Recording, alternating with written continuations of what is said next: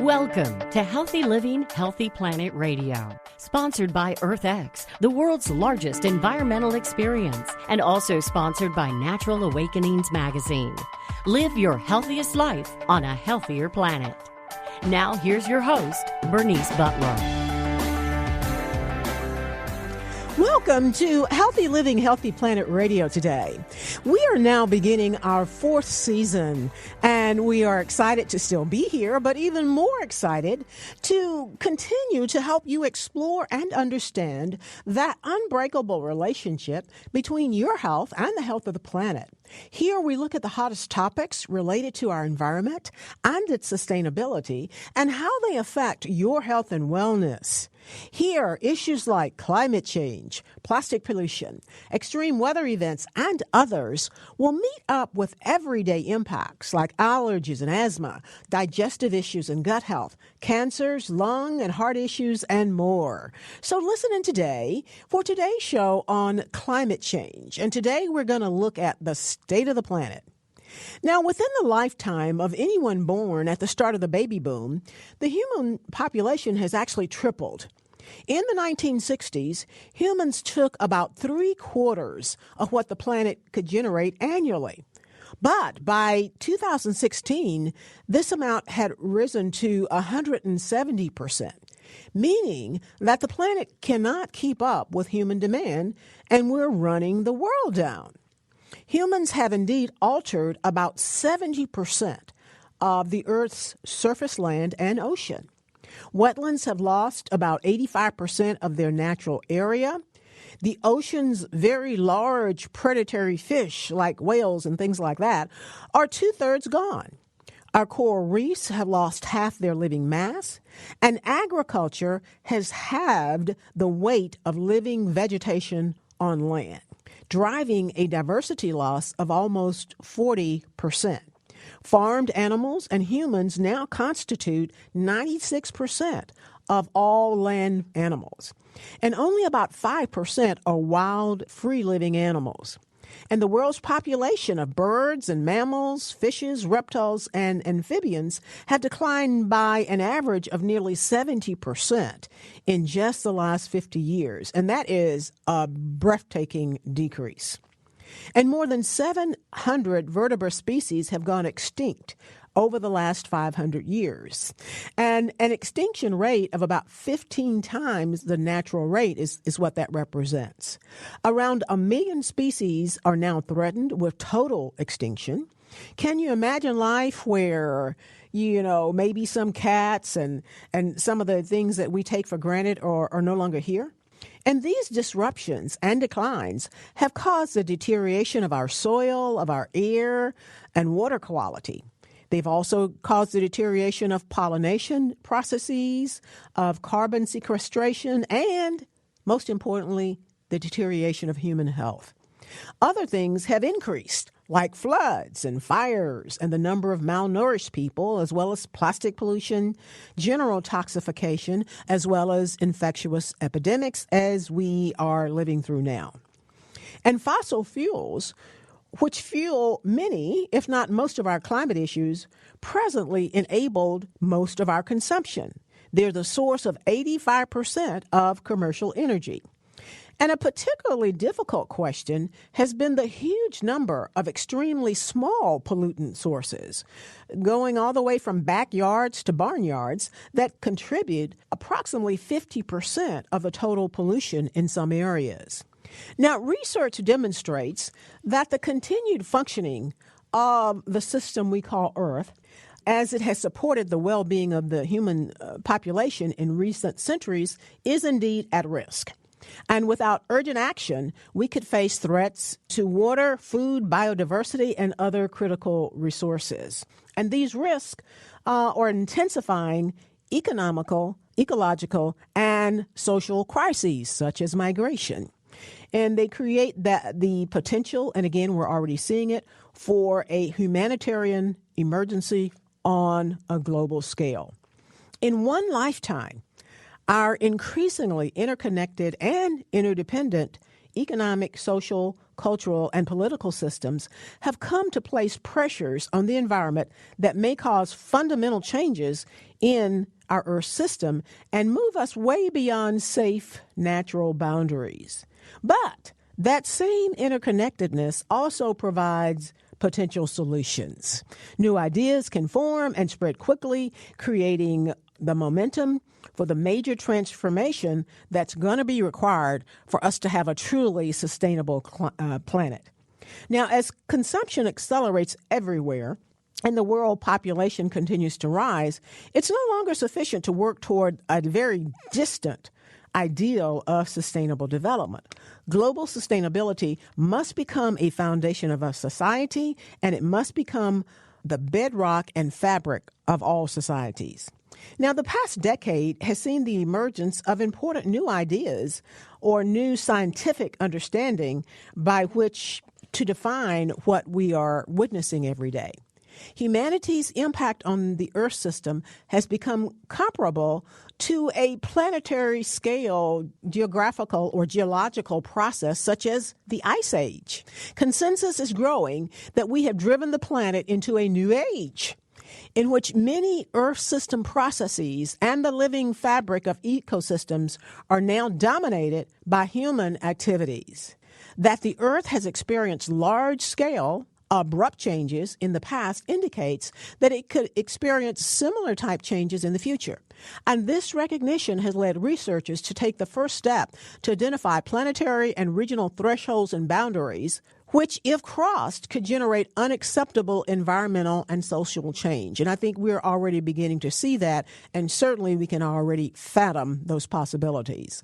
The Earth system is a complex, interconnected system that is also susceptible to abrupt and rapid changes and crises that we are seeing, such as global financial meltdowns or the volatility of the global food system, or as we're seeing today, volatility of the global supply chain. Assessments of current mechanisms for governing our global environmental change show us that existing international arrangements are really not dealing very effectively at all with the challenges that we have. There's growing evidence that diverse partnerships among local, national, regional governments, as well as businesses and ordinary, everyday folks in their everyday lives is going to be required. That is an approach for planetary stewardship that involves each and every person and each and every institution is going to be required. So, what is the state of our planet? Well, similar to our annual State of the Union address, there's a very important report that's widely held as the authoritative source that looks at and tries to quantify what is happening to our planet every year. It is the most widely held and, again, the most definitive of those, and it is called the Intergovernmental Panel on Climate Change Assessment Report, and it's done every year. And this is hosted or instigated by the United Nations.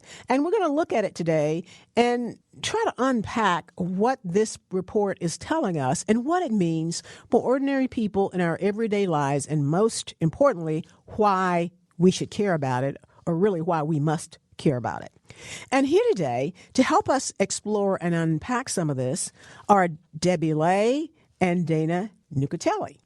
Now, Debbie is the Intergovernmental Panel on Climate Change Work Group 2 lead author. And Debbie is also Economic Affairs Officer of the Energy and Natural Resources Unit of the United Nations Economic Commission for Latin America and the Caribbean. As I said, she is the lead author for the IPCC's, that's what we will henceforth call the Intergovernmental Panel on Climate Change report. And she's the lead author of their 6th assessment report on Working Group 2, which deals with impacts, vulnerability, and adaptation. And Debbie is a PhD, and her areas of expertise are geography and environment, and she received that PhD from the University of Oxford. Welcome, Debbie. Did I get all of that right? Yes, you did. Thank you very much. Thank you. Our other guest, Dana Nuccitelli, is with the nonprofit Citizens Climate Lobby. Dana is an environmental scientist, writer, and author of Climatology versus Pseudoscience, which was published in 2015. Dana has published 10 peer-reviewed studies related to climate change and has been writing about the science subject since 2010 for outlets including Skeptical Science and The Guardian. Dana has also published several climate-related studies, most notably on the 97% expert consensus among climate scientists that humans are primarily responsible for the observed global warming since 1950. Now, we just have 1 minute before we go to break, and I'm going to start with Debbie, really by telling us about what the IPCC is, how and why it got started, and how it's evolved over the years. So the IPCC was created in 1988. Its parent organizations are the World Meteorological Organization and the UN Environment Program. And it was really created to assess the science that there is. So the cycles, each cycle lasts between 5-7 years when the assessments happen. And the purpose is to assess where the science is at within those specific periods. And then the science can help inform governments in their decision-making and for negotiations. So countries that are members to the WMO, the World Meteorological Organization, are also members of the IPCC. Okay. We're going to go to break now, and we will continue with this afterward, Debbie, so I can get a better understanding of, you mentioned a 5 to 6 year period, so I think we want to understand that better. We'll be right back on the other side with Debbie Lay from the United Nations and with Dana Nuccitelli with Citizens Climate Lobby. Thank you all. We want to give a shout out now to our sponsors. That is Natural Awakenings, Dallas-Fort Worth Metroplex Magazine, the Green, Healthy, and Sustainable Living Authority for the DFW Metroplex and North Texas communities. Print issues of Natural Awakenings can be found in all Whole Foods markets, natural grocers, Central Market, Sunflower Shops, and many, many other locations, as well as available free for download online at nadallas.com. Check them out. Our other sponsor is North Haven Gardens, serving the Metroplex since 1951, the most respected horticultural establishment in North Texas, offering gardening and plant education, concierge services, DIY classes, gifts, and more. Check them out at nhg.com. Our other sponsor is Lund Dental Care, practicing dentistry for over 38 years with a holistic approach looking at the whole body. Specializing in periodontics, Dr. Lynn is board certified by the International Academy of Oral Medicine and Toxicology. Check them out at lindentalcare.com. Our other sponsor is the Weston A. Price Foundation, based on the research of nutrition pioneer Dr. Weston Price, whose studies establish the parameters of human health and determine the optimum characteristics of human diets. The Weston A. Price Foundation is a member-supported organization dedicated to restoring nutrient-dense foods to the modern diet, especially animal fats, and they do this through education, scientific research, and activism. Their annual conference for 2022, called Wise Traditions, is coming up. This is where nearly 1,100 attendees gather for learning, demonstrations, exhibits, impressive speakers, as well as delicious, nutritious meals that embody the principles of the Weston A. Price Foundation. It's coming up in Knoxville, Tennessee on October 21st through 23rd. Check them out at wisetraditions.org. Thank you, sponsors.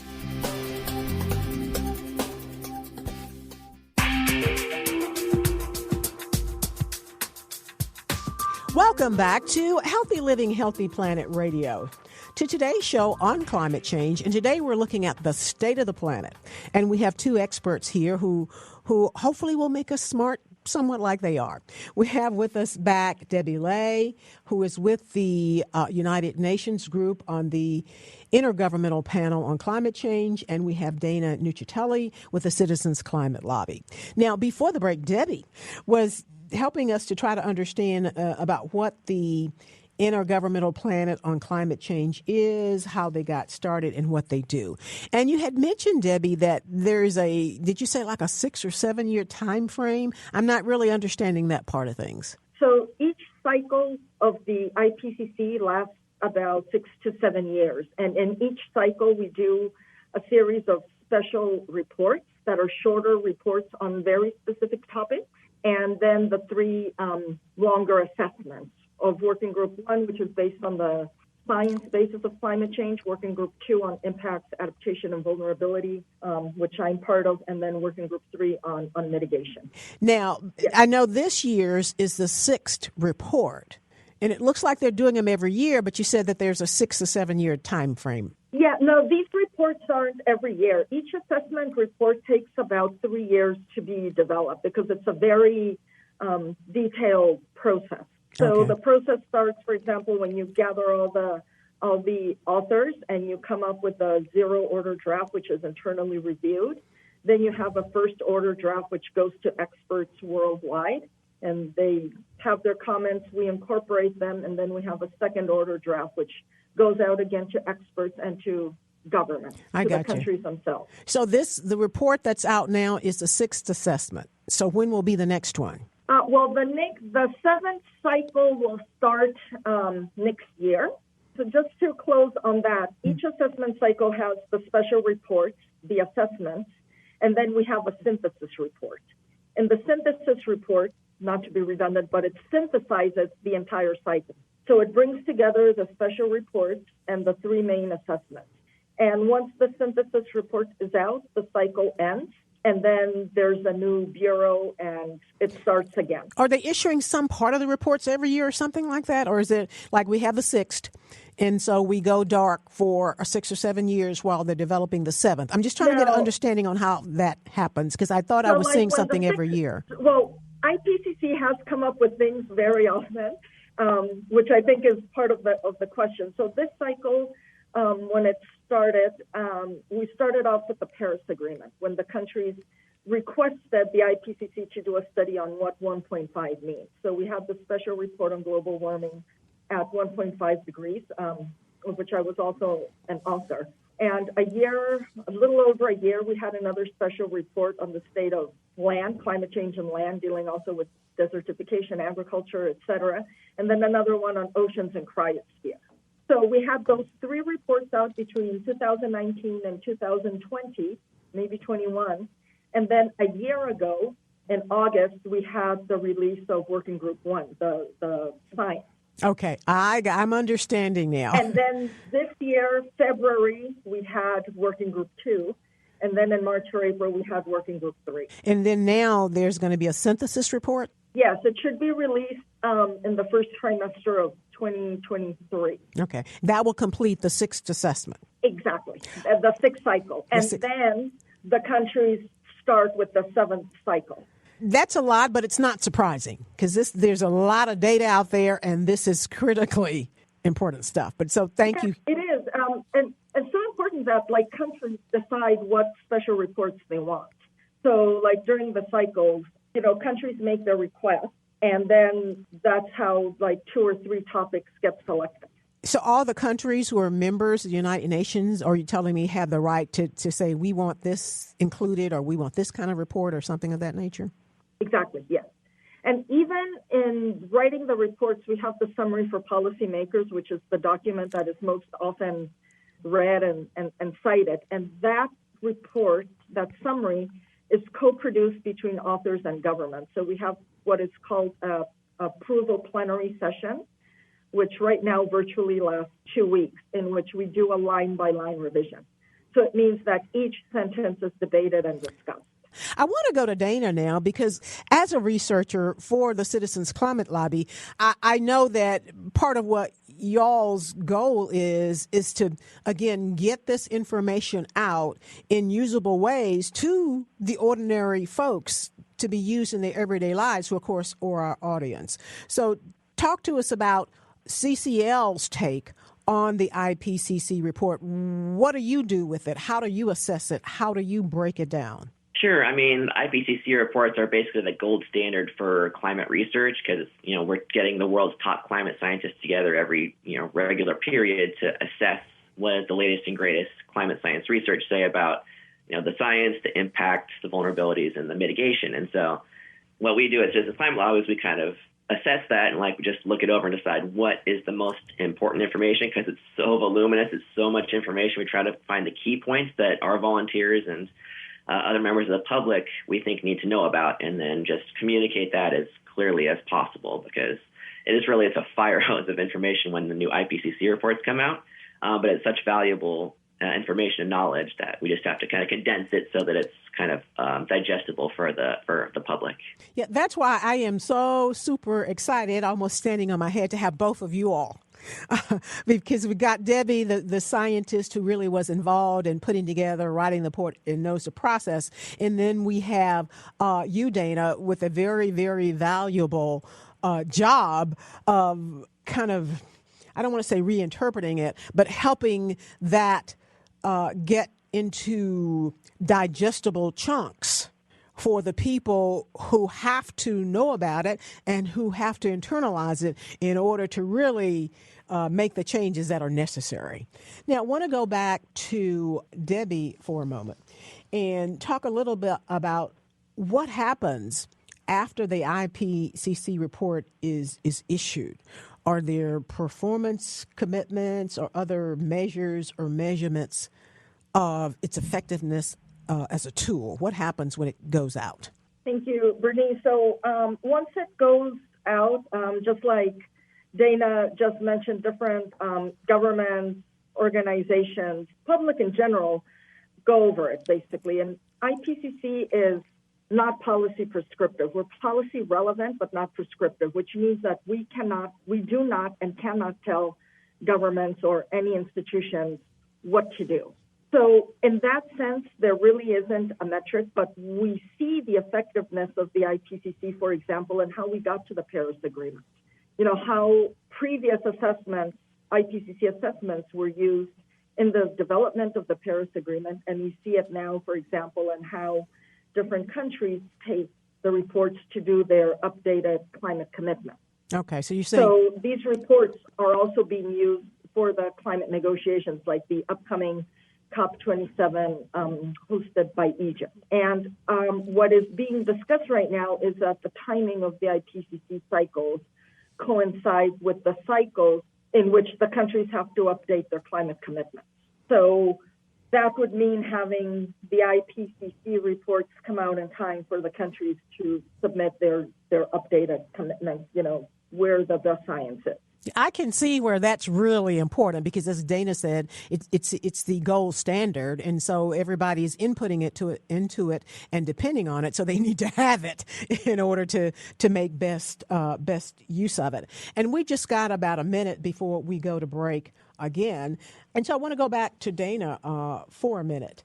Do you all at CCL do any kind of looking at or metrics as to how it's being used or its effectiveness as a tool? Yeah, I mean, I use it personally on a lot of presentations. I'll kind of do like a summary and a PowerPoint slide deck and try to communicate the key points that I find in the IPCC reports to the public and to our CCL volunteers. And I encourage our volunteers to give presentations to their local communities too, using as much IPCC information as possible, especially that which is relevant to their local communities and local regions, because there's a lot of good information about specific impacts to different countries and different regions of the world. So that's very useful information if you're trying to convey the importance of doing something about the problem, to convey how it's impacting people directly in their communities. Indeed. And I have to think, too, part of its importance and why should people care. And that is, it seems to be, it's that gold standard of information and research with which to inform policymakers, institutions, and businesses.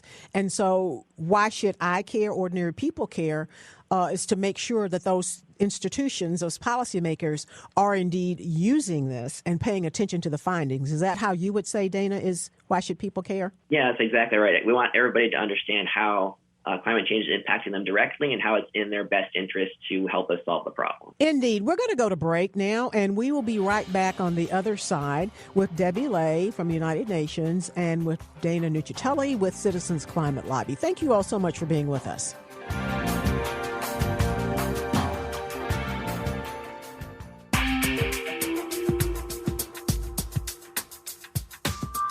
Welcome back to Healthy Living, Healthy Planet Radio, to our show on climate change. And today we're looking at State of the Planet, looking at the United Nations Intergovernmental Panel on Climate Change Sixth Assessment Report. And we are back with two experts on that. One expert on the science, Debbie Lay. As we mentioned, she is an author of the Working Group 2 report. And we've got Dana Nuccitelli with Citizens Climate Lobby. So again, we're very excited because we have an author of the report, scientist, and then we have another science researcher whose job it is to push that out to us ordinary people in our everyday lives. So I'm just really excited. Unfortunately, we don't have the time to dig into this as we would like, but that happens with all of our episodes. So anyway, I want to go back with this last segment, starting off with Debbie. Debbie, what are the new insights on climate impacts, vulnerability, and adaptation, which I know is your segment of the report? What we're seeing is that the different impacts are just going to be more intense and more frequent, as we can see with hurricane season, for example, and flooding, other extreme weather events. But something I think that was more developed in this year, what we saw growing a lot from the literature, is more on the focus on vulnerability. And that vulnerability is not just because of climate change. It's because of other systemic, what we call systemic vulnerabilities, which is how different issues like poverty and inequality also play a role in increasing the overall vulnerability of people. So when we say that, there are some people that are more vulnerable, issues like discrimination, inequality, and poverty also play a very important role. And this is also highlighted, especially in one chapter. But that also means that when we talk about the solution space of how, adaptation options, how we can better incorporate issues of inequities and acceptability into the solution. Indeed. And a question we like to always ask is, why should those among us who do not perceive themselves as part of this vulnerable class, or who do not perceive themselves as vulnerable, why must they care about the ones who are? Well, I think that at the end, as global warming levels continue to increase, we will all be vulnerable. Perhaps there will always be differences in vulnerability, but some ecosystems will reach a limit. And I know you mentioned in the earlier on about coral reefs, different species in extinction. But one very strong result we got from this report is that all adaptation options based on water will reduce their effectiveness as we approach and increase 1.5 degrees centigrade of global warming. And we are currently at 1.1. So, for example, the drought issues we see in the Colorado River and in other parts of the country will just exacerbate, and that will affect millions of people in the United States. But if we think worldwide, even if we are not impacted directly right now, when ecosystems reach a breaking point from which they cannot recuperate, we will all be affected. So if we take water, for example, it's water for human consumption, water for agriculture. Where are we going to get our food from? Indeed. One of the things I end up saying on many of our episodes is that it's coming for us all. And I think I hear you saying that when we look at the impacts on the vulnerable people, the vulnerable classes of vulnerable countries, that is a snapshot of all of our futures. And that's why we must care. Yes, because it's in everybody's best interest. If we take just the food crisis, it can start very local, but food is international. If you see the global supply chains, we saw it with the pandemic and how supply chains were disrupted.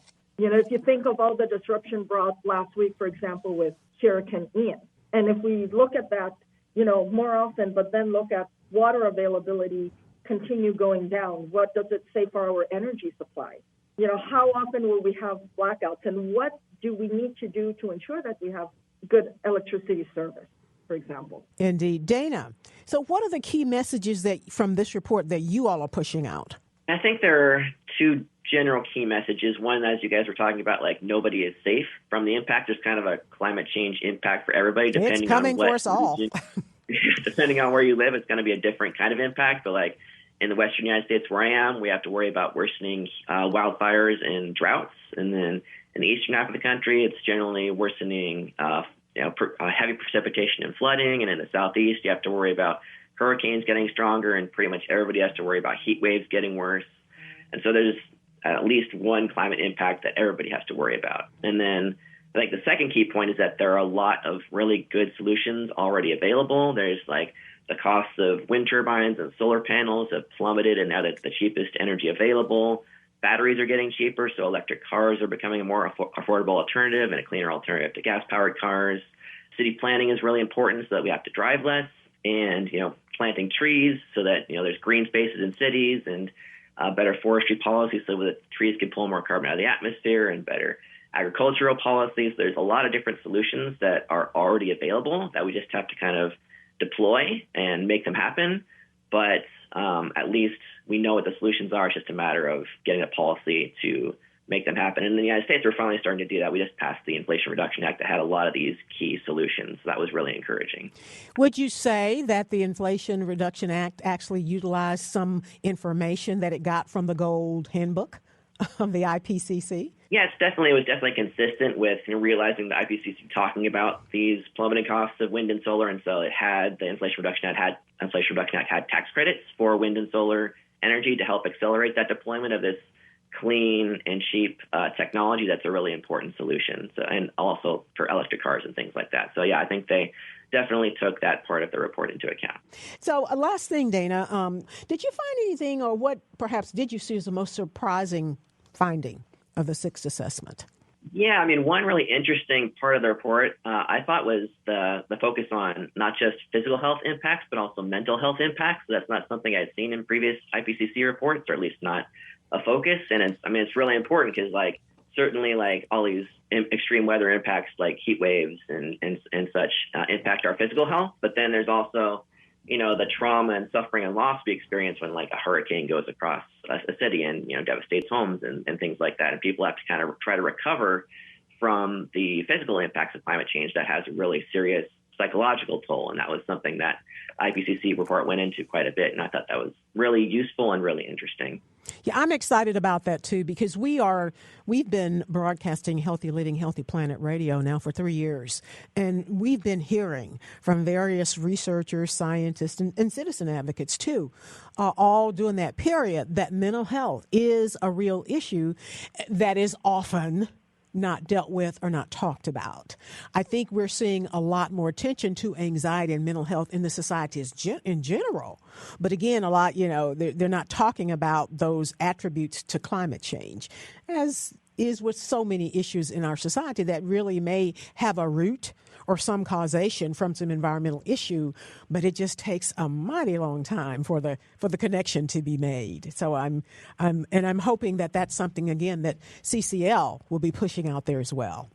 Last question for Debbie, and that is what is climate resilient development, and how do we pursue it, and why should people care about it? And I have been saying the level of adaptation required and the impacts depend on global warming levels.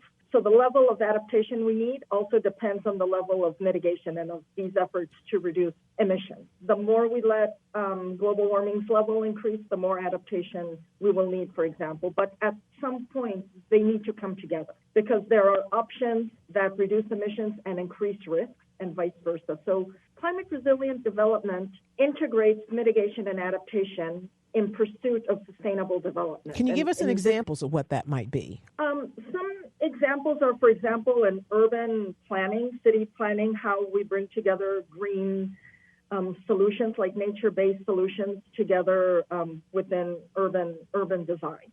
But the most important part about climate resilient development is not so much on the mitigation and adaptation options themselves, but how these choices are made and the role that society as a whole has to play.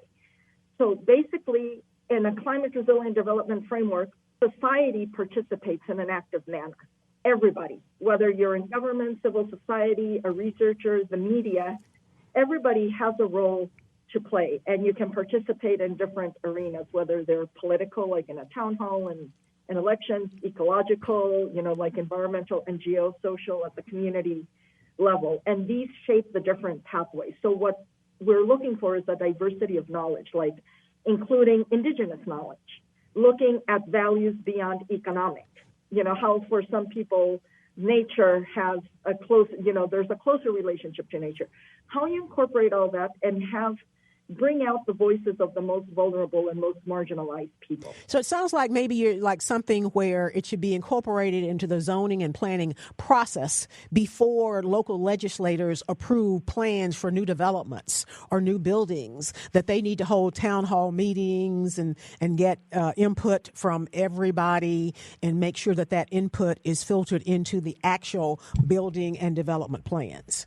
Exactly, because everybody plays a role. Everybody has a say. Everybody has a voice. And the most important is when you put people at the center. Because these options, what we do is for all of us, for the people. I think very importantly, and it's something that I'm very pleased about this report, is the way that equity and justice and inclusion were brought to the front in a way that no other IPCC report has before. Indeed. And I know we have to go, and I will say one last word to Dana.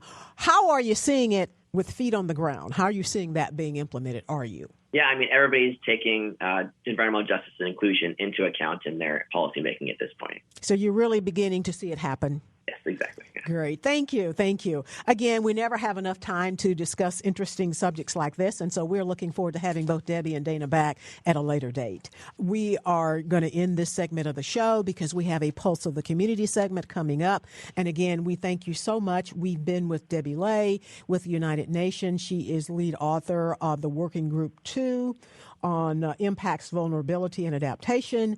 And we've been with Dana Nuccitelli with Citizens Climate Lobby. Thank you all so much. We want to give a shout out now to our sponsors. That is Natural Awakenings, Dallas-Fort Worth Metroplex Magazine, the Green, Healthy, and Sustainable Living Authority for the DFW Metroplex and North Texas communities.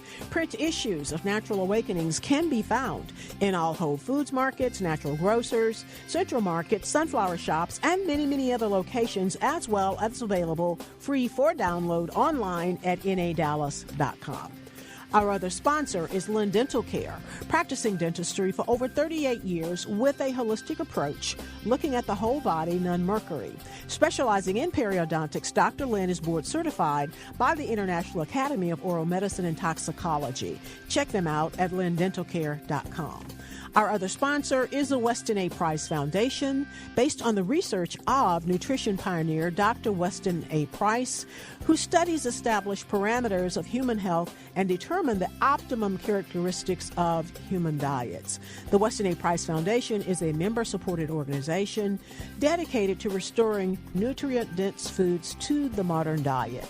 They are having their annual conference for 2022 called Wise Traditions, where nearly 1,100 attendees gather for learning, demonstrations, exhibits, impressive speakers, and delicious, nutritious meals that embody the principles of the Weston A. Price Foundation. It's coming up in Knoxville, Tennessee on October 21st through 23rd. For more information and to register, visit wisetraditions.org. Thank you, sponsors.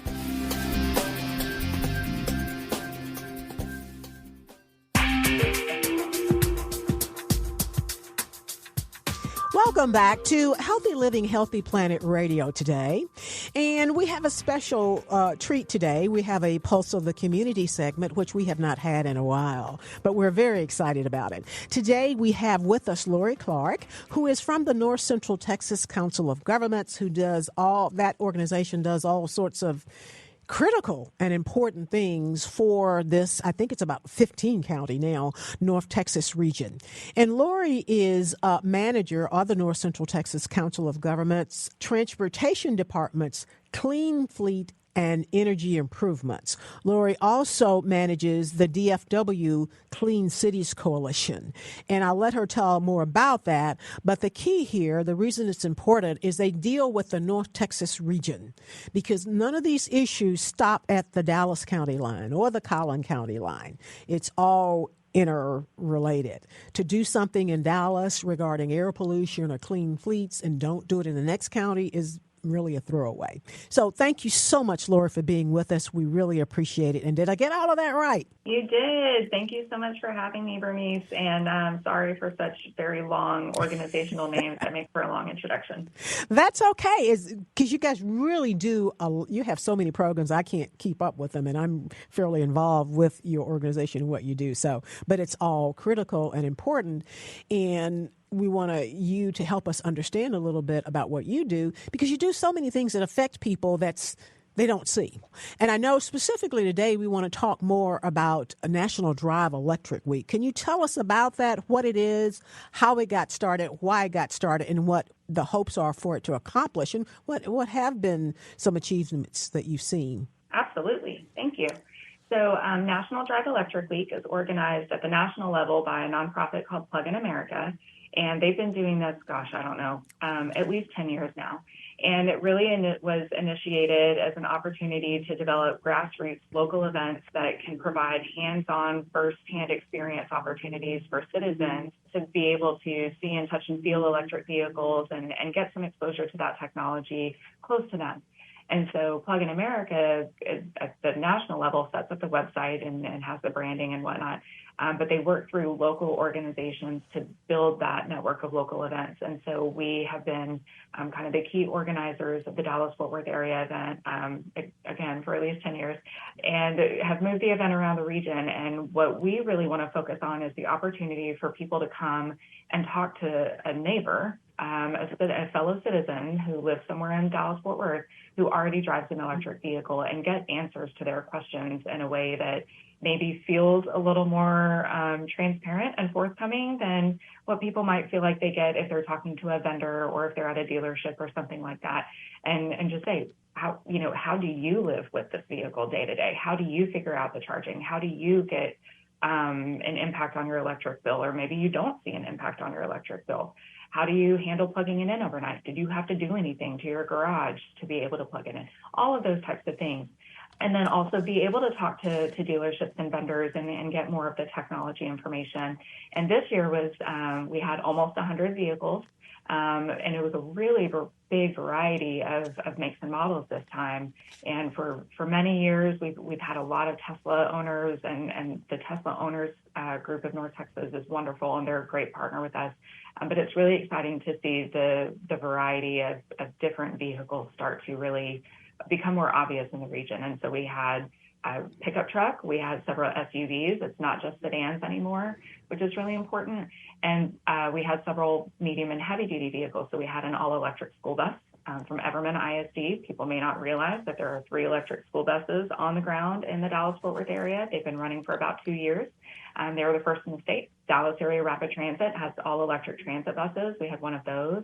Encore Electric Delivery has a hybrid electric cherry picker, the bucket trucks where the linemen do the work, which is great. It's very quiet, so when they're in the neighborhood, they're not as disruptive, and it's safer for the crew. And then we had an all-electric Class 8 18-wheeler cab by Nikola, and that's sold through Holt Truck Centers in San Antonio, and they even took people for rides.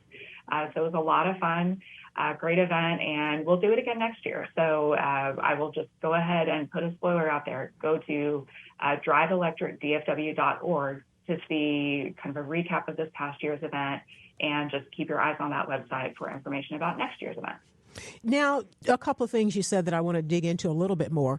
You said that there was probably a wider variety of electric vehicles in past years. And why is that? The automaker industry is really making a shift. And so this all started just a couple years ago. Really, GM maybe was one of the first to make a big aspirational announcement. By 2035, we're going to be doing XYZ. I can't remember the details, forgive me. But a lot of different automakers have followed suit and set deadlines by which either all of their vehicles will be on some sort of electric drivetrain, or they're going to be carbon neutral, or they're not going to sell anything that's internal combustion engine anymore, or whatever flavor of commitment they've made. And our staff has actually lined those up and put them on a little bit of a timeline. And 2030 is a really big milestone year where a lot of automakers have lined up those commitments. And 2030 is not far away. And most people keep their vehicles for, I think it's in that 7 to 12 year range that is average vehicle ownership. So if you think about it, if you're going to buy a new vehicle in the next couple of years, if it's gasoline powered, it may be the last time that you buy a gasoline powered vehicle. And then the next time after that, you may be looking at most of the offerings on the marketplace may be electric. So there's a really big sea change coming, and where once those automakers have started making those investments and kind of retooling their supply chain and retooling their factories, that's a tidal wave that's probably not going to turn back around.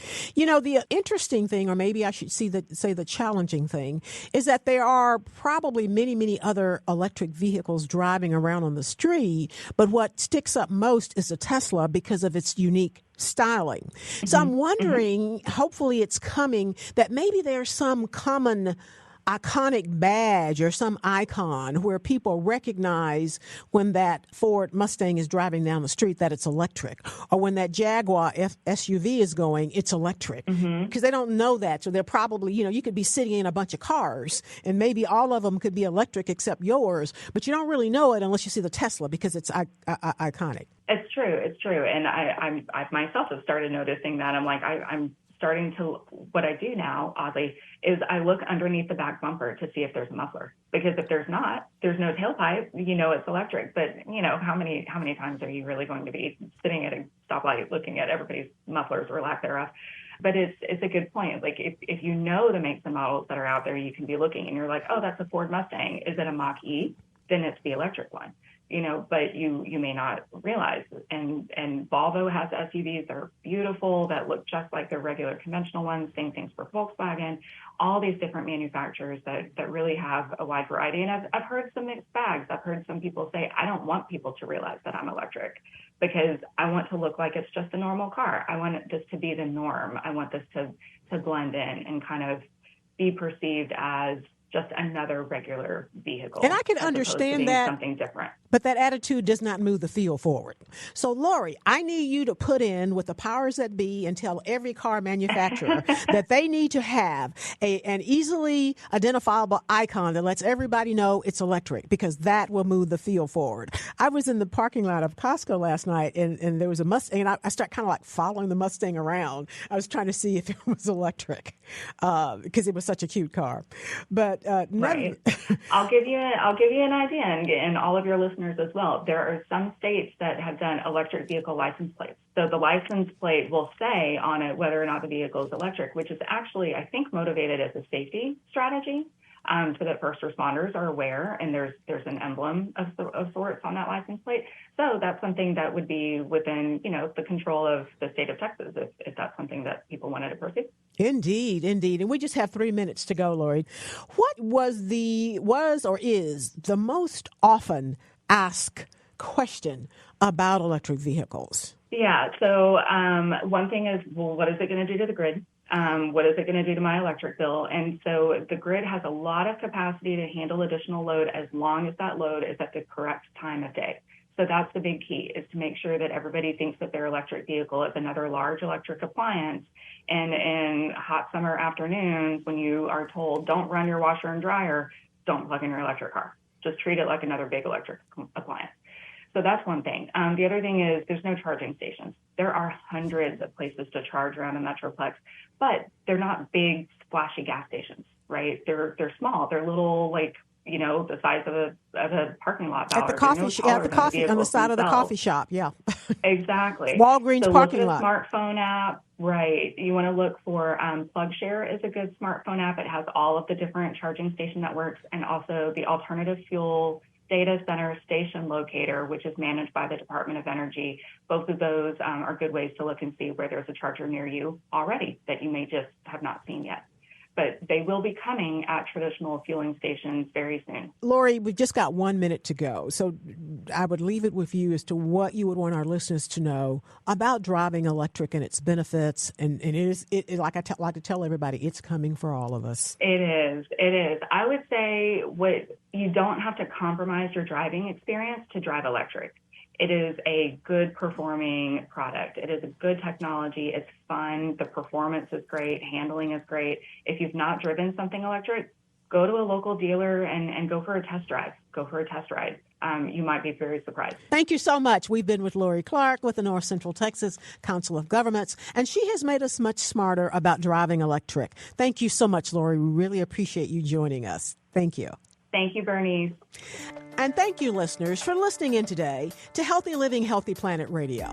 The conversation starts here, but our goal is for it to continue in your home, in your social circles, your workplaces, at the water cooler, and in the grocery checkout line, so that we can all work together to realize that healthy living is simply not possible without a healthy planet.